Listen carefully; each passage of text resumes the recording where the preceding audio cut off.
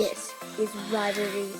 We have Mom first impressions only, she says. We have Rachel's, if I don't win, someone's gonna die before we leave. And Zachary, I just wanna win. It's not fair. The game goes on. Is for the homeschool mama who's looking for a more individualized homeschool for her kids, for more freedom in her homeschool and her life, and more purpose too. Is that you? I know that was definitely me once upon a time. I'd like to tell you about my story, but first I want to introduce myself. My name is Teresa. I'm a homeschool mom of 4 kids, age 13 to 21. So I've been homeschooling for a while now, and I've learned a few things along the way, as one always does. And early on, I must tell you, I had no idea that my goal in my homeschool was not to school. There's something about that word that just doesn't sit right with me, because the goal is not to school inside your home. Most homeschool parents learn along the way that to create a home and then build in a school, it just doesn't work. So then there's this concept, this word that's out there called deschooling, which I think we're kind of unclear about. What does that mean? It's very popular, a lot of discussion around it, but what does it actually mean? How do I practically do it in my homeschool? In a nutshell, I would say that deschooling is really just trying to get away from all those contrived notions of what we think an education is anyway. Realizing that there's ways that the school system has done it that probably serve the system more than it serves the child, definitely actually. And the goal in a homeschool does not need to be to serve a system, not a school system. So our goal is actually to serve the child, to create an education that's unique for a specific child. So the concept of deschooling is really just trying to get away from all the stuff, the conventional stuff that we've been taught about schools and how to do an education, and actually figure out how to do that tangibly in our home, which can be tricky because most of us have been conventionally schooled. Or even if we weren't, we were still surrounded by a culture that taught us about what school looks like. And even in some homeschools, it is pretty traditional and it looks an awful lot like a school. And if that's working, then you go, girl. But if you're watching this video, it might not be. And in my experience, it often isn't going to work for long. So my question is always, is how you're doing your homeschool working for you? And if it's not, then let's deschool. Let's deschool your homeschool so that you have more freedom, purpose, and individualized education for your kids. So from my own experience of deschooling, it's been progressive. It probably still continues, and I'm unaware that it's still continuing. I know in the beginning, because I was so intentional about finding the right philosophy, finding the right curriculum, doing it the right way, I tackled all the different philosophies, bought a whole bunch of curriculum, still using it, and learned that actually doing all of those things wasn't necessarily creating an individualized education, but it definitely kept me tethered to something outside of me that was not necessarily serving me or my kids. So when somebody asks me, what's your homeschool philosophy? I flounder and I say probably eclectic, as one does when one has homeschooled as long as I have. Most people will say that. Many people will say that. Okay, so my philosophy has shifted from year to year. Certainly it shifted very quickly from the box curriculum to a traditional homeschool, to a classical homeschool, to Charlotte Mason homeschooling, to unschooling, radical unschooling, to a mix of whatever worked for whatever child, for whatever season of our life. It's shifted along the way. But it's not just about what we choose as a philosophy or whether or not we're choosing a certain kind of curriculum, or whether we choose to use colored markers, or we teach the kids to color in the lines or line up for their hot lunch in our kitchen at the island, or if we have a bell system, or you name the schoolish thing. It doesn't matter if we delete those schooly looking things in our homes, we can still deschool in a different way.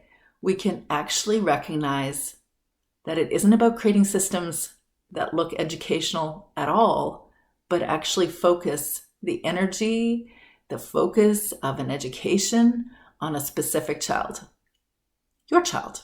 Just as your child is growing and developing and learning and changing for many days and many years, and will do that for a long time, you don't get that book, that advanced planning book in deciding who they are, what they're about, what they need, how you should educate them. You don't get that in advance. So you have to actually be rather flexible and pay attention to who they are, how they learn, what they like to do, what their interests are right now, to serve them for their education right now.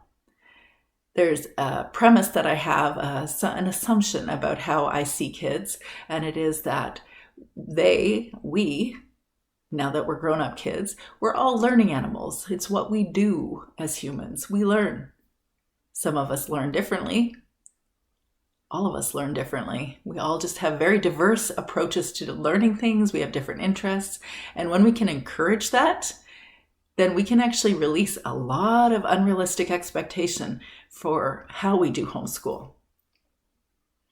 Even for the conventionally educated people like myself and my husband, we still didn't do a post-secondary education in a conventional way.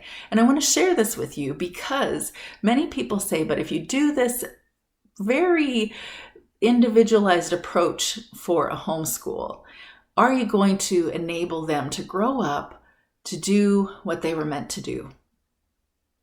I would suggest that they don't need a diploma.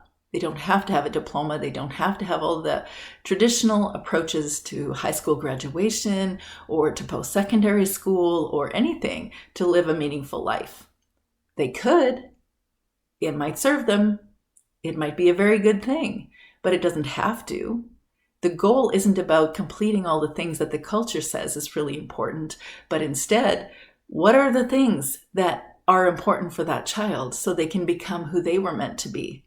So that when they're 65 or 75 or 92, and they're looking back on their life and saying, did I do a full, rich life on my own terms in a way that really contributed to my community?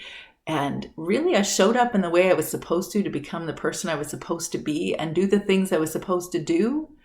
Will that have included the conventional requirements like a high school diploma or post-secondary school or a job that enables you to have a 2-car garage home, a couple vehicles, then maybe a nice trip to a tropical island once a year, and investments, and et cetera, et cetera, et cetera, until you find yourself retired and wondering, looking back, if you really lived your full life.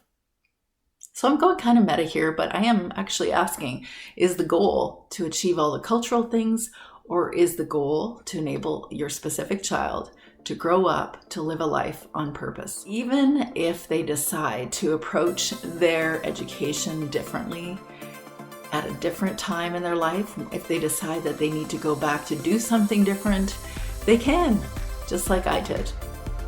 When I went from high school to post-secondary school, I didn't have all the requirements that I needed. Because in high school, I hadn't anticipated that I want to take a Bachelor of Science in Nursing program. And when I did, they said, you don't have the requirements.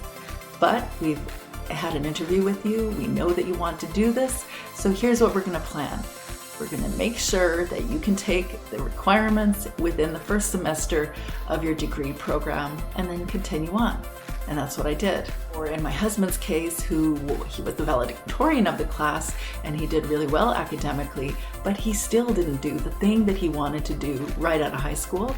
So he took 4 years of a program that he didn't really want to do, but he felt like it was a safe option. So he did that and then decided to go into medicine, but he had to fill in the gaps with all sorts of classes that were required for medical school.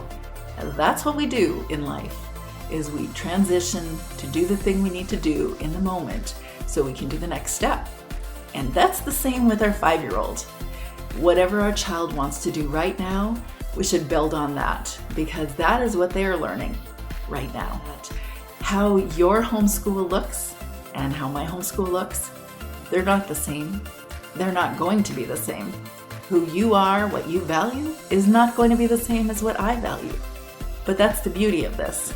You get to create in your own home the things that are important to you, the things that you see are going to be useful, that might be valuable for your child. Goal is freedom and its purpose, and most definitely individualized education. So if you're joining this intensive, you are going to work with me in a small group coaching scenario. Small so that we can truly deal with the tangible challenges or the things that you want to shift and change in your homeschool. You can sign up and you can join the wait list, and I will let you know when the next session begins. And I'm looking forward to meeting you.